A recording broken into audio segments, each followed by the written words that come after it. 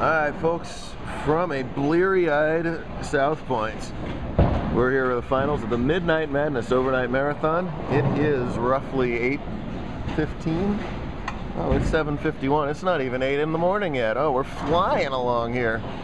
And Jakob Butturff has been flying all day long. He was your #1 seed after qualifying, and he's one of 2 bowlers still left standing. The other being 10-time titleist Riley Dempsey. Riley in the driver's seat here. He only has 1 loss. Jakob has 2. We're bowling triple elimination match play. That means that Jakob's going to have to beat Riley in 2 consecutive matches to win the title. But Jakob has done nothing but win matches ever since losing his first 2 games right out of the gate. It's been all wins since then, which obviously he needed to do to stay alive. Cross lane at the 4-7, he has it. That was a 3rd frame spare. He went strike spare in the first 2. Riley opened up with 3 consecutive spares, so we're all even after 3 frames. Started at midnight this morning, bowled 8 games of qualifying on the brutal Kegel Turnpike pattern. Cut to the top 16 bowlers. Jakob again qualified first today at plus 56, the only bowler in the under 22 division to be plus, meaning over 200 average for the 8-game qualifier. That is brutal. Wow, that ball way out there and mixes everything around, but still leaves the 9-pin, and only the 9.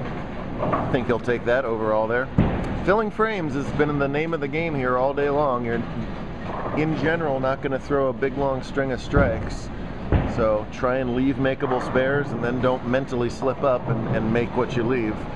That'll win you matches today.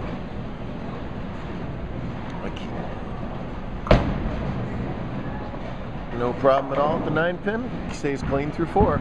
I don't remember a game over 250, do you? I saw a couple 240s at the very most. One of them by Jakob in game 7 was 243, and I don't remember anything higher than that. Riley qualified as the #3 seed today at -20. Just got by Nick Lee, eliminating him in 2 straight games. In the game prior to this, Nick was the #2 seed at even. So, indicative of the extremely low scoring pace with the level of talent of these bowlers. So, put numbers up like that.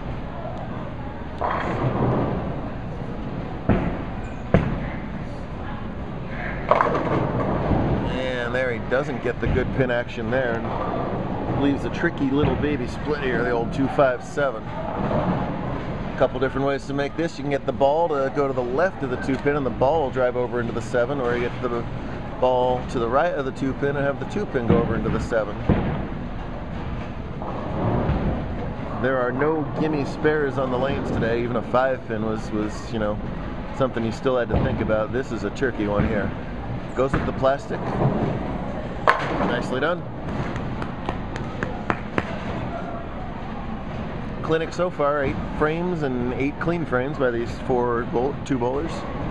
Riley just won, what an odyssey this is. Check this out. Riley just won JBT title #10 this weekend.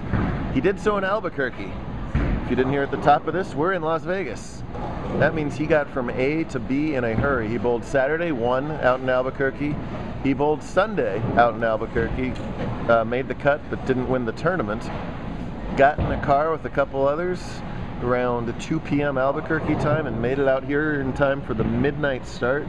That is an odyssey, but boy, it would be well worth it if he can win 2 titles in 3 tournaments in less than 48 hours. Lindsay, have you heard of the Boot Barn? I've never heard of the Boot Barn. Oh, let me tell you about the Boot Barn. I don't know anything about it either. Here's Riley.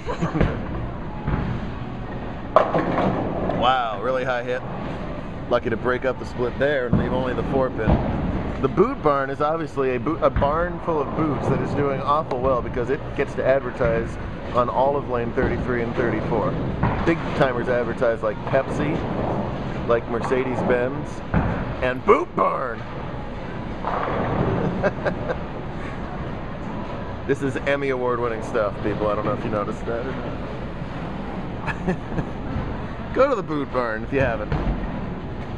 Excellent spare shooter again, cross lane, takes all the hook out of it. Good idea on any condition, mandatory idea on sport patterns.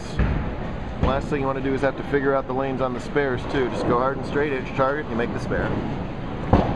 Jakob has a high finish of 2nd on our tour in his rookie season here, so doing quite well. Would love to win title number 1 here at 8 in the morning. A lot of Mojave Conference events start at 9 in the morning. This one's going to finish just shy of it. See that extremely cupped wrist. And beautiful shot, 10 in the pit. Strike's so important in this match, in this kind of condition, because even if you don't double, they hold your count. So when bowlers are going 7 spare, 9 spare, 6 spare versus 7 spare, strike, 6 spare, that's a difference of 7 pins right there. So even not stringing strikes, just getting strikes is meaningful here. Watch this rather unique style of Jakob. Uses most of the approach. That arm's going to be fully cocked at the elbow and at the wrist. Takes almost running steps up to the foul line and then just rolls the ball right off the wrist. Gets a lot of power there as a result of that, but not enough there to knock over the 7. Good shot though. Should he spare it up, he'll be leading in this match by 3 pins through 5.5 frames.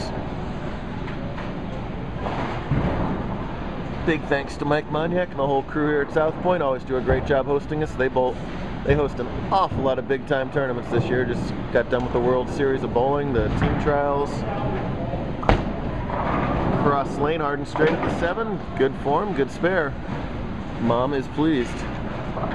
Looks like the 7 pins are not a gimme in the Butturff family, apparently. A reaction to my right.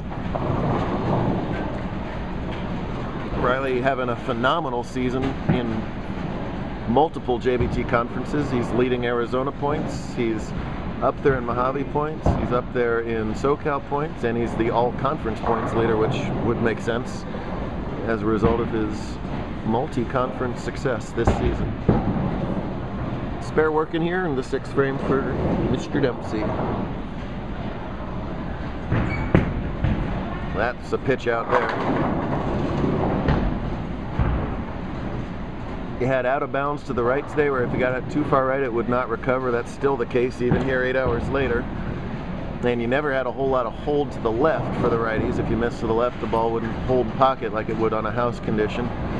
Now that we've had 8 hours of bowling, that pattern is blown out into even dirtier stuff, where the pitch outs definitely don't recover, and anything left is going at best Brooklyn. Good job at the 1-2, but like we said, not on the strike, so he loses 2 more pins a count against Jakob there, and now trails by 5. Frustrating pattern. We've thrown Turnpike out a couple times this year, and it's never been high scoring. I think this is the lowest variation of it. People hear pattern names, especially with those PBA animal patterns, and they say, oh, it's, you know, shark, it has to play like this. And that's just not the case. It's like saying that all snowflakes are the same. The pattern is a general shape and a general suggestion of oil on the lane. There's many other variables as to how a pattern plays. See, we're really using the entire approach. Does that little wiggle with his elbow there to get his arm swing perfect, and that was a perfect shot from start to finish there. Riley using, for him, about the most ball speed I've ever seen him using. He's just trying to do the direct fade right into the 1-3. About the only option left on the lane is to do exactly that. Good looking ball there, first strike of the title match. Sure to watch part 2 to see who wins this game. We'll catch Jakob's last shot, then click on over to part 2.